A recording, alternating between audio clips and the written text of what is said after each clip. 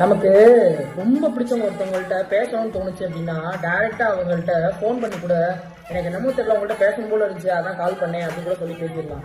ஆனா இப்பெல்லாம் மேக்சிமம் அந்த மாதிரி எவனுமே சொல்றது கிடையாது. அப்படி தோணுச்சுன்னு வச்சுக்கோங்களேன், இந்த வாட்ஸ்அப்ல டெலிட் ஃபார் எனிஒன் ஒரு ஆப்ஷன் கொடுத்ததும் கொடுத்தாங்க. என்னத்தையாவது ஒன்று டைப் பண்ணிட்டு டெலிட் ஃபார் எனிஒன் கொடுத்துறது. அப்படி கொடுத்தாதான் உடனே நம்ம போய் என்ன இது மெசேஜ் டெலிட் பண்ணிக்கிங்க அப்படின்னு நம்ம பேசுவோம். இது ஒரு ரகம். இன்னொரு ரகம் எப்படி அப்படின்னா, வேற ஒருத்தருக்கு கால் பண்ணணும்னு நினைச்சேன் தெரியாம உங்களுக்கு கால் பண்ணிட்டேன் அப்படின்னு சொல்லுவாங்க.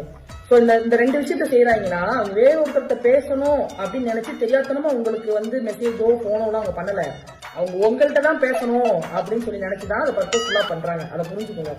இந்த விட இந்த பிரமாதமான விஷயம் என்ன அப்படின்னா, நம்பர்லாம் வாங்கினது போக நம்மளோட ஒவ்வொரு சோசியல் மீடியா அக்கௌண்ட்லயும் அவங்க நம்ம ஃப்ரெண்ட்ல தான் இருப்பாங்க.